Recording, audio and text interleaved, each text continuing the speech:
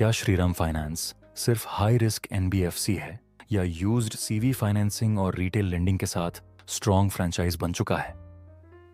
AUM mix, asset quality, cost of funds और merger के बाद का स्ट्रक्चर, ये सब फ्यूचर ग्रोथ और रिस्क को कैसे इम्पैक्ट करते हैं?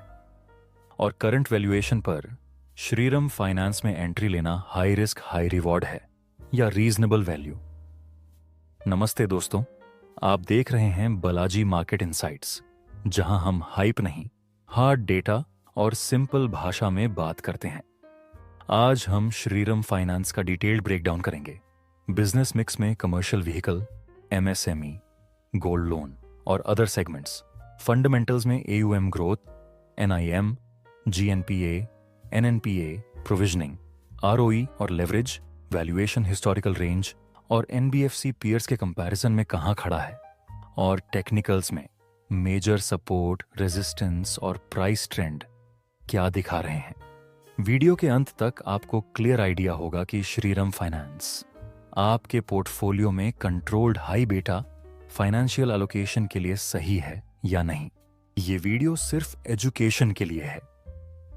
एनबीएफसी सेक्टर में लिक्विडिटी, इंटरेस्ट रेट और क्रेडिट रिस्क हमेशा रहता है, इसलिए कोई भी डिसीजन लेने से पहले अपने एडवाइजर और अपनी डिटेल्ड रिसर्च पर भरोसा कीजिए। चलिए अब सीधे श्रीराम फाइनेंस के नंबर्स और चार्ट्स पर चलते हैं। श्रीराम फाइनेंस के शेयर में निवेश करना है या नहीं, ये सवाल आज हर निवेशक के मन में है। आज हम इस कंपनी की पूरी कहानी जानेंगे, इसके बिजनेस से लेकर शेयर की भविष्य की संभावनाओं तक। श्रीराम फाइनेंस भारत की सबसे बड़ी नॉन बैंकिंग फाइनेंशियल कंपनी यानी एनबीएफसी में से एक है। ये कंपनी मुख्य रूप से commercial vehicle financing, two wheeler financing और पर्सनल लोन के बिजनेस में है। कंपनी का मुख्यालय चेन्नई में है और ये पूरे भारत में अपनी सेवाएं देती है। कंपनी का बिजनेस मॉडल बहुत सरल है। ये बैंकों से कम इंटरेस्ट रेट पर पैसा लेती है और फिर उसे कस्टमर्स को ज्यादा रेट पर लोन देती है। इस डिफरेंस को नेट इंटरेस्ट मार्जिन कहते हैं। श्रीराम फाइनेंस का एनआईएम लगभग 19 से 20% के बीच रहता है, जो कि बहुत अच्छा है। अब बात करते हैं कंपनी के फाइनेंशियल परफॉर्मेंस की। FY 2025 में कंपनी का टोटल इनकम 43,940 करोड़ रुपए था, जो पिछले साल से 35.75% बढ़ा है। नेट प्रॉफिट 9,564 करोड़ रुपए रहा, जो 35.75% की बढ़ोतरी दिखाता है। Q2 FY 2026 के रिजल्ट्स देखें तो कंपनी का परफॉर्मेंस काफी अच्छा रहा है। टोटल इनकम 11,921 करोड़ रुपए रहा, जो ईयर ऑन ईयर 3.28% बढ़ा है। नेट प्रॉफिट 2,307 करोड़ रुपए रहा, जो कि 7% की ग्रोथ दिखाता है। कंपनी की एसेट क्वालिटी भी सुधर रही है। ग्रॉस एनपीए रेशियो लगभग 2.5% के आसपास है, जो इंडस्ट्री एवरेज से बेहतर है। प्रोविजन कवरेज रेशियो भी अच्छा है, जो कंपनी की फाइनेंशियल स्टेबिलिटी को दर्शाता है। अब टेक्निकल एनालिसिस की बात करें, करंट मार्केट प्राइस 835 रुपए के आसपास है। 52 वीक हाई 872 रुपए और 52 वीक लो 493 रुपए रहा है। यह दिखाता है कि स्टॉक में काफी वॉलेटिलिटी रही है। करंट पीई रेशियो 15.92 है, जो सेक्टर एवरेज से कम है और स्टॉक को अट्रैक्टिव बनाता है। बुक वैल्यू पर शेयर 278.49 रुपए है और करंट पीबी रेशियो 3 है, जो रीजनेबल लगता है। आरओई 16.37% है, जो कि अच्छा है। आरओसीई 11.24% है। शेयर होल्डिंग पैटर्न देखें तो प्रोमोटर होल्डिंग 25.39% है, जो स्टेबल है। फॉरेन इंस्टीट्यूशनल इन्वेस्टर्स का होल्डिंग 49.61% है, जो कि काफी हाई है। ये इंटरनेशनल इन्वेस्टर्स का कॉन्फिडेंस दिखाता है। म्यूचुअल फंड्स का होल्डिंग 11.94% है। कंपनी के बिजनेस सेगमेंट्स की बात करें तो कमर्शियल व्हीकल फाइनेंसिंग सबसे बड़ा सेगमेंट है, जो टोटल बिजनेस का लगभग 60% हिस्सा है। Two wheeler financing 25%, personal loan 10% और अन्य प्रोडक्ट्स 5% हिस्सा है। कमर्शियल व्हीकल सेगमेंट में कंपनी का मार्केट शेयर काफी अच्छा है। इंडिया में कमर्शियल व्हीकल की डिमांड इंफ्रास्ट्रक्चर डेवलपमेंट और ई कॉमर्स ग्रोथ के साथ बढ़ रही है। गवर्नमेंट के इंफ्रास्ट्रक्चर प्रोजेक्ट से इस सेगमेंट को फायदा हो रहा है। टू व्हीलर सेगमेंट भी प्रॉमिसिंग है, क्योंकि रूरल एरियाज में टू व्हीलर की डिमांड बढ़ रही है। इलेक्ट्रिक व्हीकल फाइनेंसिंग भी कंपनी का नया फोकस एरिया है। अब रिस्क्स की बात करते हैं। NBFC sector interest rate changes के लिए सेंसिटिव होता है। अगर आरबीआई रेट्स बढ़ाता है तो कंपनी की बोरोइंग कॉस्ट बढ़ जाती है। इकोनॉमिक स्लोडाउन का भी इंपैक्ट होता है, क्योंकि लोन डिमांड कम हो जाती है।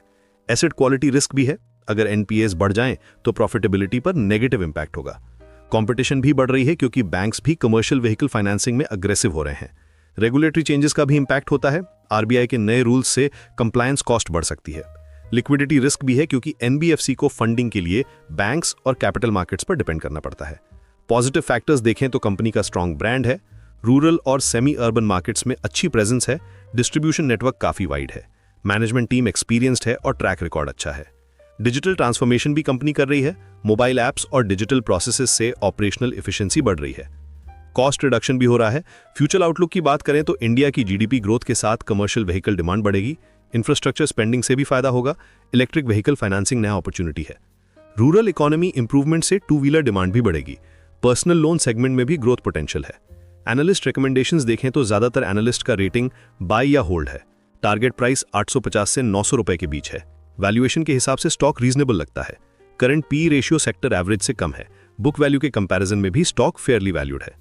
डिविडेंड यील्ड 1.51% है जो कि डिसेंट है। कंपनी रेगुलर डिविडेंड देती रहती है। अब फाइनल रिकमेंडेशन की बात करें, अगर आप लॉन्ग टर्म इन्वेस्टर हैं और एनबीएफसी सेक्टर में एक्सपोजर चाहते हैं तो श्रीराम फाइनेंस एक अच्छा ऑप्शन है। कंपनी का बिजनेस मॉडल स्ट्रांग है, फाइनेंशियल परफॉर्मेंस अच्छा है और ग्रोथ प्रोस्पेक्ट्स भी पॉजिटिव हैं। लेकिन कुछ बातों का ध्यान रखना जरूरी है। ये साइक्लिकल बिजनेस है, इसलिए इकोनॉमिक साइकिल्स का इंपैक्ट होता है। इंटरेस्ट रेट सेंसिटिविटी भी है। पोर्टफोलियो में इसका वेट ज्यादा ना रखें। एंट्री पॉइंट के लिए 800 से 820 रुपीस का लेवल अच्छा लग रहा है। स्टॉप लॉस 750 रुपीस रख सकते हैं। टारगेट 900 से 950 रुपीस हो सकता है। रिस्क मैनेजमेंट के लिए पोजीशन साइज कंट्रोल करें। अपनी टोटल पोर्टफोलियो का 5 से 10% से ज्यादा इसमें ना लगाएं। रेगुलर मॉनिटरिंग भी जरूरी है क्योंकि एनबीएफसी सेक्टर में चेंजेस जल्दी होते हैं। क्वार्टरली रिजल्ट्स का वेट करें और एसेट क्वालिटी पर नजर रखें। अगर एनपीए टर्न बिगड़े तो एग्जिट का प्लान रेडी रखें। ओवरऑल ये एक डिसेंट इन्वेस्टमेंट ऑप्शन है, लेकिन प्रॉपर रिसर्च और रिस्क मैनेजमेंट के साथ इन्वेस्ट करें।